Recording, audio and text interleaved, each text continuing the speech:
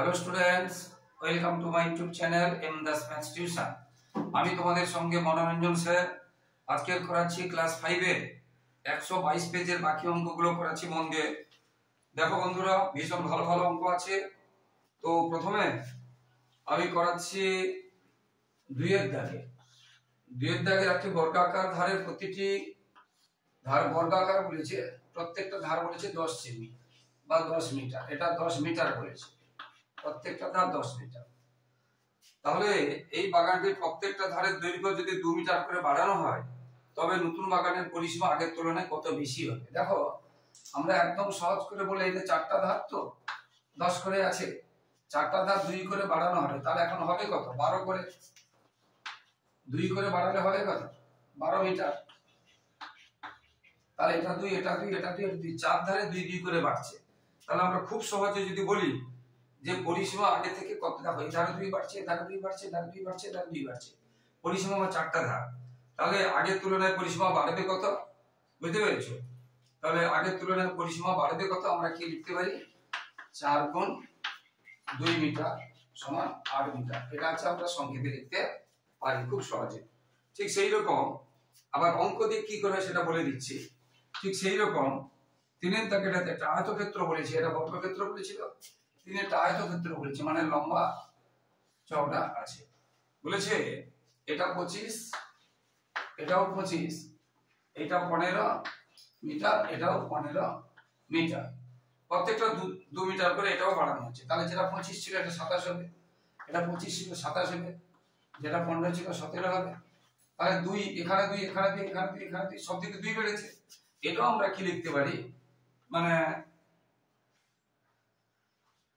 আচ্ছা, এটা 2-এরটা হয়েছে, এবার 3-একটা, এটাও আমরা কি লিখতে পারি? একই কথা, 4 গুণ 2 মিটার সমান 8 মিটার। এটাও আমরা সংক্ষেপে এটা লিখতে পারি। বুঝতে পেরেছো? কিন্তু পদ্ধতি অনুযায়ী গেলে কি করতে হবে দেখো, এটা শর্ট প্রশ্ন হলে তোমরা এরকম লিখবে, আর পদ্ধতি অনুযায়ী হলে কিভাবে করতে হয় দেখো। বড় প্রশ্ন যদি থাকে কিভাবে করতে হবে, 2-একটাতে একটা বাহু 10 মিটার আছে, তাহলে বর্গক্ষেত্রে আমি সংক্ষেপে ব আর কে লিখছি, তোমরা লিখবে বর্গক্ষেত্রের পরিসীমা সমান আমরা কি জানি? বর্গক্ষেত্রের পরিসীমা সমান আমরা কি জানি? 4 গুণ একটি বাহুর দৈর্ঘ্য। 4 গুণ একটি বাহুর দৈর্ঘ্য। বর্গক্ষেত্রের পরিসীমা সমান কি? 4 গুণ একটি বাহুর দৈর্ঘ্য। তো একটি বাহু কত বলেছে? 10 মিটার। তাহলে কত হলো? 40 মিটার প্রথমে। বুঝতে পেরেছো? এটা কখন ছিল? প্রথমে ছিল বর্গক্ষেত্রের পরিসীমা। পরিসীমা মানে 4টা ধার, পরিসীমা মানে 4টা ধার হয়ে গেল। এবারে 2 মিটার করে যদি প্রত্যেকটা বাহু বাড়ানো হয়, তাহলে প্রত্যেক বাহু, যেটা বইতে বলেছে, প্রত্যেক বাহুর দৈর্ঘ্য 2 মিটার বাড়ানো হয়েছে।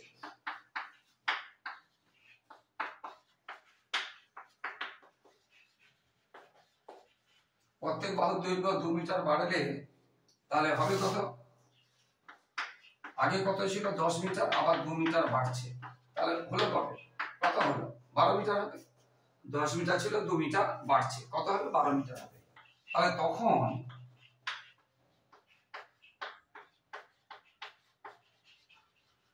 পরিসীমা হবে কত? 4 গুণ একটি বাহুর দৈর্ঘ্য মানে 12 মিটার, একটা, তাহলে 12 4 48 মিটার। তাহলে প্রথমে বাহু ছিল 10 মিটার, পরিসীমা হবে 4 গুণ 10 40 মিটার। পরে 2 মিটার করে বেড়েছে প্রত্যেকটা বাহু, 4 ধারে 2 করে বেড়েছে, তাহলে হবে যে 10 ছিল 2 বেড়েছে 12 মিটার। এখন পরিসীমা কি হবে? 12 গুণ মানে 4 গুণ একটি বাহু মানে 48 মিটার। তাহলে পরিসীমা বাড়ার কথা, আগে ছিল 40, এখন হয়েছে 48। অতএব পরিসীমা বাড়বে কত? আগে ছিল 40, এখন হয়েছে 48। তাহলে 48 থেকে 40 বাদ দিয়ে দেবো, 8 মিটার। সেটাই আমরা সংক্ষেপে লিখিয়েছিলাম, কথা হলো 8 মিটার। এইভাবে অঙ্কগুলো হবে। ঠিক সেই রকম যদি সেটা আয়তক্ষেত্র না হয়ে, বর্গক্ষেত্র না হয়ে যদি আয়তক্ষেত্র হতো, শুধু সূত্রটা আলাদা। দেখো, প্রথমে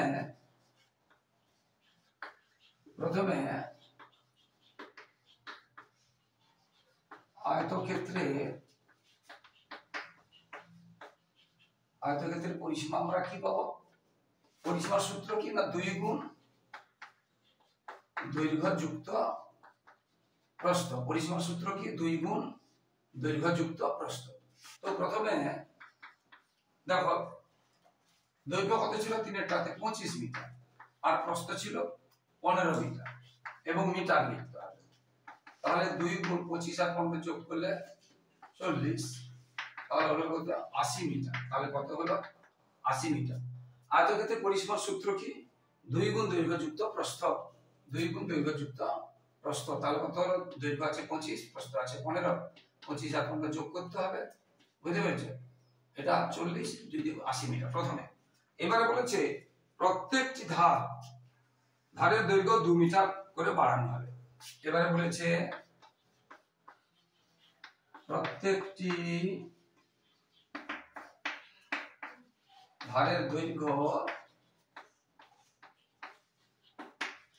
2 মিটার করে বাড়বে। তখন দৈর্ঘ্য কত হবে? তখন দৈর্ঘ্য হবে, আগে দৈর্ঘ্য কত ছিল দেখো 25, আবার 2 বেড়েছে, তাহলে হবে কত 27 মিটার। আর তখন প্রস্থ হবে, আগে প্রস্থ ছিল কত দেখো 15, আবার 2 বেড়েছে, তাহলে 17 মিটার। আর তখন পরিসীমা হবে, পরিসীমা আমরা কি শিখেছি 2 গুণ দৈর্ঘ্য এখন 27 যুক্ত প্রস্থ এখন 27 মিটার। আগে দৈর্ঘ্য ছিল এটা, প্রস্থ ছিল এখন বেড়ে গেছে 2 করে, 25 ছিল 15 ছিল বেড়ে গেছে 2 করে এটা। তাহলে এবারে এটা আমরা যোগ করব, তাহলে কত হলো 88 মিটার। তাহলে এখন পরিসীমা হয়েছে কত 88 মিটার। বুঝতে পেরেছো? এটা এখন লিখলে ভালো হবে, তখন না লিখে এখন। এখন দৈর্ঘ্য হবে এত, প্রস্থ হবে এত, পরিসীমা আগেরটাও এখন লিখবে, তখন না লিখে দুইটা যে করবে এখন লিখলে ভালো হবে। তাহলে 88 মিটার। তাহলে আগে পরিসীমা ছিল 80, এখন হচ্ছে 88, তাহলে পরিসীমা বাড়ছে কত? তাহলে 2 এর মতো পুরো হয়ে গেল। তাহলে পরিসীমা বৃদ্ধি বা বাড়ছে, তাহলে কত হবে? এখনকার থেকে আগেরটা বাদ দিয়ে দেবো, তাহলে কত হলো না 8 মিটার। এটাই উত্তর, এটাই উত্তর। পুরো 2 আর 3 একদম একই উত্তর। বুঝতে পেরেছো? 2 আর 3 একদম একই। ভীষণ ইম্পর্টেন্ট অঙ্ক আছে, কিন্তু মন দিয়ে দেখবে, বারবার করে পড়বে, বুঝে সুঝে পড়বে, সূত্রগুলো মুখস্থ রাখবে, না হলে কিন্তু হবে না। সূত্রগুলো মুখস্থ রাখবে। এটা দু রকম করে দিলাম, শর্ট প্রশ্নের জন্য এবং বড় প্রশ্নের জন্য। এবার 4টাতে আচ্ছা, একটি সমান পরিসীমা আয়তাকার এবং একটা বর্গাকার চিত্র, মানে একটা আয়তাকার চিত্রের পরিসীমা যা হবে একটা বর্গাকার চিত্রেরও কি বলেছে পরিসীমাটা সমান হবে। বর্গাকার মানে কি 4 ধার সমান, বর্গাকার মানে কি 4 ধার সমান, আয়তাকার মানে কি 2 ধার সমান বড় আর 2 ধার ছোট, কিন্তু পরিসীমা সমান। আয়তাকার জমির দৈর্ঘ্য আছে 40, প্রস্থ আছে 20। এটা বলেছে 40, এটা বলেছে 20। তাহলে আয়তাকার জমির দৈর্ঘ্য আছে 40, প্রস্থ আছে 20। বুঝতে পেরেছো? আবার দুটোর কি বলেছে পরিসীমা সমান। তাহলে এর পরিসীমা বের করি, এর পরিসীমা বের করি। আয়তক্ষেত্রের পরিসীমা আমরা এখন শিখেছি মানে আয়তক্ষেত্রের পরিসীমা সমান আমরা কি শিখেছি 2 গুণ দৈর্ঘ্য যুক্ত প্রস্থ আমরা শিখেছি। তাহলে 2 গুণ দৈর্ঘ্য কত আছে এখানে 40 আর প্রস্থ আছে কত 20 এবং এককটা কি আছে মিটার।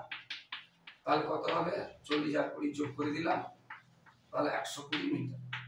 তাহলে আয়তক্ষেত্রের পরিসীমা কত হলো 120 মিটার। এবার বলেছে সমান পরিসীমা, এর যা পরিসীমা তার সমান পরিসীমা।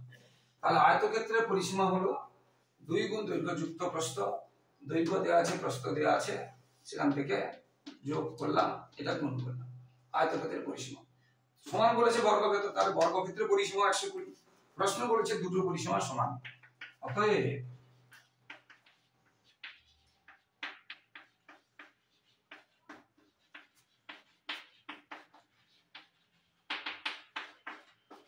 তাহলে বর্গক্ষেত্রের পরিসীমা কত 120। এবারে বর্গক্ষেত্রে যদি পরিসীমা পেয়ে যাই, বর্গাকার জমি 4 পাশ বেড়া দিতে কত খরচ হবে? বলছে প্রতি মিটারের জন্য 7 টাকা লাগবে। আয়তক্ষেত্রে যা পরিসীমা বর্গক্ষেত্রের পরিসীমা সমান, কি বলছে বুঝতে পেরেছো? এখানে আয়তাকার জমির দৈর্ঘ্য ও প্রস্থ দেওয়া আছে, তাহলে আমরা পরিসীমা বের করব। আর সেটাই বর্গক্ষেত্রের পরিসীমা, কারণ প্রশ্ন বলেছে আয়তক্ষেত্র আর বর্গক্ষেত্রের পরিসীমা কি হচ্ছে সমান। তাহলে এবার প্রতি মিটার 7 টাকা লাগবে, তাহলে বর্গাকার জমি বেড়া দিতে কত খরচ হবে?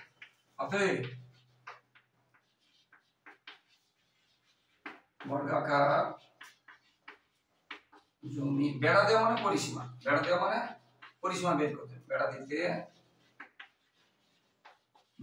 দেওয়া মানে কি পরিসীমা। তাহলে দেখো বেড়াটা কত আছে 120, বেড়াটা কত 120 মিটার, আর 1 মিটার কত লাগে 7 টাকা। তাহলে পরিসীমা বের করলে 1 মিটারে মানে এত মিটার বেড়া, 4 ধার নিয়ে এত মিটার, আর 1 মিটার লাগে 7 টাকা, তাহলে 120 মিটার লাগবে, 120 কে 7 দিয়ে গুণ করতে হবে, তাহলে এত টাকা। তাহলে কত টাকা লাগবে? এত টাকা। এটা হয়ে গেল বেড়া দিতে খরচ এত টাকা। এটা হয়ে গেল, ভীষণ ইম্পর্টেন্ট আছে, বারবার বলছি অঙ্কগুলো খুব ইম্পর্টেন্ট আছে।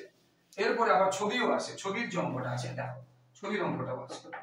এখানে 5 দাগে একটা ছবি বলে দিয়েছে, 5 দাগে ভালো করে ছবিটা দেখতে হবে। 5 দাগে যে ছবিটা বলেছে এরপরে ছবি বলে দিয়েছে। এখানে বলছে এ, এখানে বলছে বি, এখানে বলছে সি, এখানে বলছে ডি, আর এখান থেকে এটা টেনে দিয়েছে, এখানে বলছে ই, এখানে বলছে এ। ছবিটা দেখো। আবার দেখো বলেছে এ বি 12 মিটার,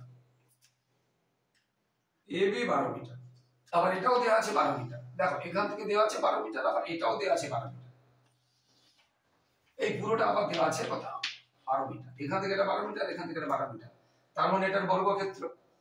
এটাও 12 হয়েছে, এটাও 12 হয়েছে, ছবি অনুযায়ী এটা 12 হবে, এটা 12 হবে, এটা 12 হবে, এটা 12 হবে, সমান, তাহলে বর্গক্ষেত্র হয়ে গেল। এবারে এ ই 9 মিটার, এ ই 9 মিটার, এখান থেকে এটা কত 9 মিটার। দেখো এখান থেকে এটা কত বলছে, এখান থেকে এটা বলছে 12 মিটার, আর এখান থেকে এটা 9 মিটার, তাহলে এটা পড়ে থাকলো কি, এখান থেকে এটা 12, 12 থেকে এটা 9 বাদ দিয়ে দিলে পড়ে থাকলো 3, পড়ে থাকলো 3, বুঝতে পেরেছো, পড়ে থাকলো 3। তাহলে আমরা এখানে লিখব বিই সমান 12 বিয়োগ 9 সমান 3 মিটার, 12 বিয়োগ 9 সমান 3 মিটার। দেখো আবার বলছি এ বি বলেছে 12, এখান থেকে এটা পুরোটা 12, এখান থেকে 9, এই যে 12 থেকে যদি 9 বাদ দিয়ে দিয়ে পড়ে থাকবে 3, তাহলে এটা হয়ে গেল কত 3 মিটার। আমরা এটা পেলাম কত 3 মিটার। আর ছবি অনুযায়ী এটা 12 হয়েছে মানে এটাও 12 হবে, আর এটা 12 হয়েছে মানে এটাও 12 হবে, আর আমরা এটা 12 পেয়েছি মানে এটা, আর এখানে এটা কত পেলাম 3 পেলাম, এটা 3 পেলাম, তার মানে এটা আয়তক্ষেত্র। তাহলে এটা 12, এটা 12, এটা 3, এটা 3, আর এটা বর্গক্ষেত্র, এটাও 12, এটা মানে এই পুরোটার এটাও 12, এটাও 12, এটাও 12, এটাও 12, এই পুরোটা কি হয়েছে, এখান থেকে পুরোটা কত হয়েছে 12 হয়েছে। তার মানে এটা একটা বর্গক্ষেত্র আর এটা একটা আয়তক্ষেত্র, যা আয়তক্ষেত্রের দৈর্ঘ্য হচ্ছে 12 আর প্রস্থ হচ্ছে 3, আর বর্গক্ষেত্রের প্রত্যেকটা বাহু বলা হয় দৈর্ঘ্য, মানে বাহু হচ্ছে 12 মিটার। এবারে এবিসিডি জমির পরিসীমা কত, এবিসিডি মানে বর্গক্ষেত্রের জমির পরিসীমা বের করতে হবে। আর এ ই, আর বলেছে এ ই এফ ডি, এ ই এফ ডি এইটার পরিসীমা কত, এটার পরিসীমা কত চেয়েছে।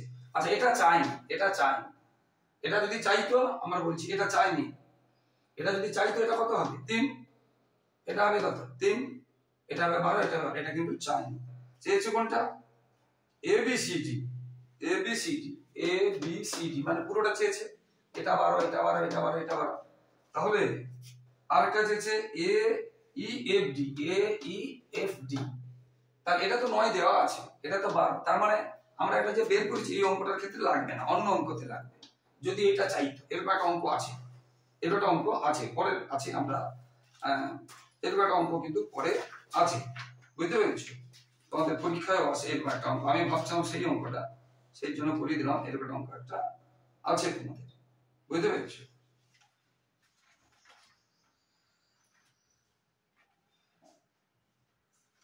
আচ্ছা যাই হোক এরকম অঙ্ক আছে একটা, তোমরা দেখে নেবে কোথায় একটা আছে।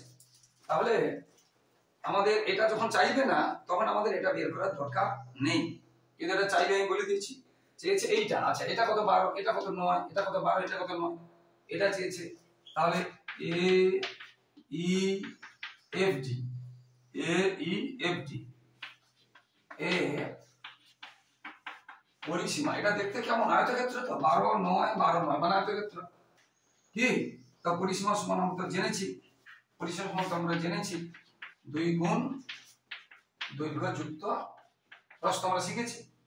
তো 2 গুণ দৈর্ঘ্য এখানে কত আছে 12 আর প্রস্থ আছে কত 9 এবং এককগুলো কি ছিল, এককগুলো ছিল মিটার, এককগুলো ছিল মিটার। তাহলে 2 গুণ 12 আর 9 যোগ করো 21, বুঝতে পেরেছো, তাহলে 42 মিটার। তাহলে এ ই এফ ডি এটা কাটে গেছে, এটা 12 এটা 9 এটা 12 এটা 9, এটা বইতে বলে দিয়েছে 9 বলে, এ ই 9 বইতে প্রশ্নে বলে দিয়েছে। তাহলে হয়ে গেল। এবারে বলছে A B C D, A B C D A A B C এটা কি 12 12 12 মানে কি বর্গক্ষেত্র, 12 12 12 মানে কি বর্গক্ষেত্র। তাহলে এ পরিসীমা সমান আমরা কি লিখব 4 গুণ একটি বাহুর দৈর্ঘ্য, 4 গুণ একটি বাহুর দৈর্ঘ্য। তো 4 গুণ একটি বাহু কত আছে 12 আছে, 12 মিটার মানে 48 মিটার। এটা হয়ে গেল উত্তর, এটা হয়ে গেল উত্তর যে দুটো চেয়েছি, বুঝতে পেরেছো। কিন্তু বলেছি এইটা চায়, অনেক সময় এটা চায়। তোমাদের প্রশ্ন বিচিত্রাতে আছে বা কোন স্কুলে নতুন প্রশ্ন বানিয়ে দেবে, তখন কি করবে, যেটা বের করেছি এইটা বের করবে, এটা হয়ে গেল কত 3, এটা পরিসীমা কত হবে 12 মানে এইখানে তখন 12 আর 3 হয়ে যাবে। এইটা চেয়েছে, যদি এইটা চায় 3 হবে, এখানে 9 হবে না, উত্তর বেরিয়ে যাবে, বুঝতে পেরেছো। এইভাবে অঙ্কগুলো হবে, খুব সহজ সহজ আছে। এবারে তোমরা দেখো 123 পৃষ্ঠার যে ছবিগুলো আছে, 123 পৃষ্ঠার এই ছবিগুলো আছে দেখো, এগুলো দেখো একদম পুরোটা বর্গক্ষেত্র ছোট ছোট আছে, কিন্তু এখানে দেখো পুরোটা বর্গক্ষেত্র নেই। তাহলে কতগুলো ফুল আছে আর কতগুলো হাফ আছে, দুটো হাফ নিলে একটা ফুল হয়ে যাবে। মনে করো এরকম যে বর্গক্ষেত্রগুলো আছে, এরকম যে বর্গক্ষেত্রগুলো আছে, মনে করো এটার হাফটা দেওয়া আছে আর এটারও হাফটা দেওয়া আছে, এর হাফ হাফ মানে একটা গোটা হয়ে যাবে, এটা গোটা হয়ে যাবে। এটা তোমরা দেখে নেবে, এটা তোমাদের দেখে নেবে কতগুলো ফুল আছে আর কতগুলো হাফ। দেখো 1 2 3 4 5 6টা ফুল আছে, 1 2 3 4 5 6টা সম্পূর্ণ আছে, এখানে দুটো হাফ, তাহলে 7টা হয়ে গেল, এখানে দুটো 8টা হয়ে গেল, এখানে দুটো হাফ 9টা হয়ে গেল, তাহলে 9 বর্গ একক কত হবে 9 বর্গ একক। ঠিক সেইভাবে পরেরটা হবে, এটা তোমরা নিশ্চয়ই পারবে। তো বন্ধুরা এর পরের ভিডিও দেখতে থাকো, পরের ভিডিওতে করাবো 124 পেজে আছে কালি কাকে বলে। আচ্ছা এখানে করে দিয়েছি কালি কাকে বলে, আমরা আগেরও করিয়েছিলাম। কালি মানে ক্ষেত্রফল, কালি মানে ক্ষেত্রফল, কালি কাকে বলে, কালি মানে ক্ষেত্রফল আমরা আগের ভিডিওতে করে দিয়েছি। তো বন্ধুরা যারা আমার ইউটিউব চ্যানেলটি দেখছো সকলকে অসংখ্য ধন্যবাদ। আর যারা আমার চ্যানেলে নতুন ছাত্রছাত্রী, প্লিজ চ্যানেলটি যদি ভালো লাগে প্লিজ সাবস্ক্রাইব করে এবং শেয়ার করে চ্যানেলটিকে একটু সাপোর্ট করো বন্ধুরা, এবং লাইক ও কমেন্ট করতে ভুলো না। তোমাদের জন্য লাগাতার পরিশ্রম করে এইভাবে ভিডিও দিচ্ছি, তাই তোমাদের কাছ থেকে এইটুকু সহযোগিতা আশা করছি যে তোমরা চ্যানেলটিকে সাবস্ক্রাইব ও শেয়ার করে সাপোর্ট করবে, পাশে থাকবে আর লাইক ও কমেন্ট করবে। এবং তোমাদের প্রথম দ্বিতীয় তৃতীয় ইউনিটের সাজেশন দেওয়া হয় উত্তর সহ, এবং ভালো ভালো স্কুলে প্রশ্ন উত্তর সহ দেওয়া হয়, তাই তোমরা সাজেশনগুলো ফলো করবে, নমুনা প্রশ্ন উত্তরগুলো ফলো করবে, প্রচুর উপকারে আসবে তোমাদের। এবং 5 থেকে 10 পর্যন্ত শুধু অঙ্ক নয় সমস্ত বই দেওয়া হয়, তাই দাদা দিদি ভাই বোনদের শেয়ার করলে তারা উপকৃত হবে। সবাই ভালো থাকো বন্ধুরা, সবার ভবিষ্যৎ ভালো হোক, আর সবাই মন দিয়ে পড়াশোনা করো এবং বাকি ভিডিওগুলো দেখতে থাকো, পরবর্তী ভিডিওর জন্য অপেক্ষা করো। জয় হিন্দ, বন্দে মাতরম।